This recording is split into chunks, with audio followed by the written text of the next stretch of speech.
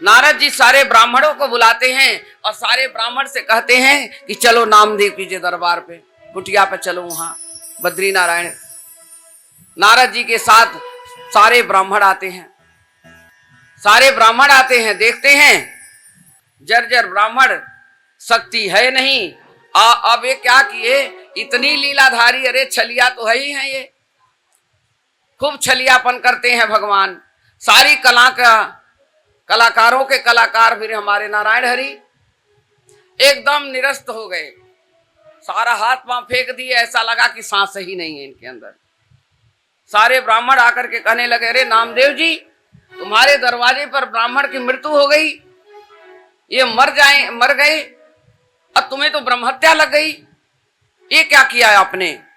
बोले प्रभु जी, हमारी कोई गलती नहीं है, ब्राह्मण देवता मेरी कोई गलती नहीं है, आज मैं अन्न को बिल्कुल छूंगा नहीं, मैं भी यही कहा हूं, कोई बात नहीं, आप नहीं तो आप मर जाएंगे तो कोई बात नहीं, आज मोक्ष हो गया इनका। अब बोले तुम्हें तो ब्रह्महत्या लग गई, ब्राह्मण तुम्हारे दरवाजे पाया, तुमने भोजन नहीं कराया तो ब्रह्महत्या लगी आपको। नामदेव कहने लगे, अब ये बताओ कि इसका क्या करूं मैं, कोई प्रायश्चित है तो बताओ, हम प्रायश्चित कर लेंगे।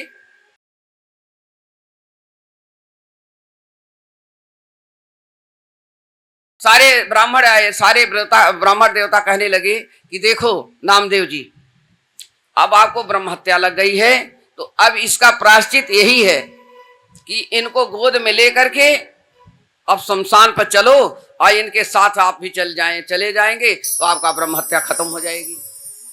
नामदेव जी भगवान के भक्त बोले, हमारे जैसे इतना अहोभाग्य, एक ब्राह्मण के साथ मैं इसके लिए बिल्कुल तैयार हूं। सैया बना दी गई और नामदेव जी गोद में ब्राह्मण को ले लिए,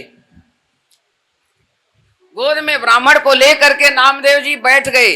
कहां? अब अग्निदाह हो रहा है, शमशान भूमि पे चले। भगवान कहने लगे, मुझे तो अग्नि छू नहीं सकती, अग्नि तो मेरे मुख से प्रकट हुई है, और ये तो ब्राह्मण, ये नामदेव जो है ये हमारा भक्त है, ये मर जाएगा, खामखा मेरे चक्कर में मरेगा।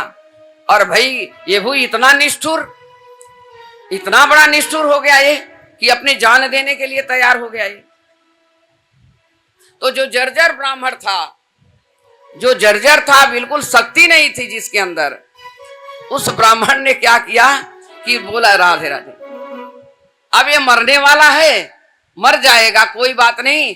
अग्नि को बोला कि प्रकट नहीं होना, पुंडरीकाक्ष। अब ये जब अग्नि में बैठ गए ब्राह्मण को लेकर के, तो ये अपना बोलने लगे, विठ्ठल विठ्ठल विठ्ठला पुंडरीकाक्ष विठ्ठला, विठ्ठल विठ्ठल विठ्ठला महाभागे विठ्ठल, विठ्ठल विठ्ठल विठ्ठला पुंडरीकाक्ष विठ्ठला, विठ्ठल विठ्ठल विठ्ठला पुंडरीकाक्ष विठ्ठला, विठ्ठल विठ्ठल विठ्ठला पुंडरीकाक्ष विठ्ठला, विठ्ठल विठ्ठल विठ्ठला पुंडरीकाक्ष विठ्ठला, पुंडरीकाक्ष विठ्ठला पुंडरीय विठ्ठला, पुंडरीय विठ्ठला, पुंडरीय विठ्ठला, विठ्ठल विठ्ठल विठ्ठला पुंडरीकाक्ष विठ्ठला, विठ्ठल विठ्ठल विठ्ठला पुंडरीकाक्ष विठ्ठला, विठ्ठल विठ्ठल विठ्ठला पुंडरीकाक्ष विठ्ठला, विठ्ठल विठ्ठल विठ्ठला पुंडरीकाक्ष विठ्ठला, पुंडरीकाक्ष विठ्ठला, पुंडरीकाक्ष विठ्ठला, विठ्ठल विठ्ठल विठ्ठला पुंडरीकाक्ष विठ्ठला, विठ्ठल विठ्ठला पुंडरीकाक्ष विठ्ठला, पुंडरीकाक्ष विठ्ठला, विठ्ठल विठ्ठल विठ्ठला पुंडरीकाक्ष विठ्ठला, विठ्ठल विठ्ठल विठ्ठला पुंडरीकाक्ष विठ्ठला, लगी। अब जब विठ्ठल को बुलाने लगे तो जो ब्राह्मण देवता गोद में बैठे हुए थे, बिल्कुल जर्जर थे, वो धीरे से आंख खोल के देखे।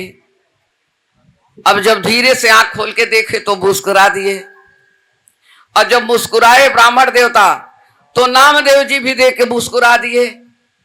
तो कान में धीरे से बोल रहे हैं, जाके मंदिर में देखो पुंडरीकाक्ष बैठे हुए हैं, वो वही थे, उन्हीं की लीला थी और वही तुम्हारी परीक्षा लेने आए थे।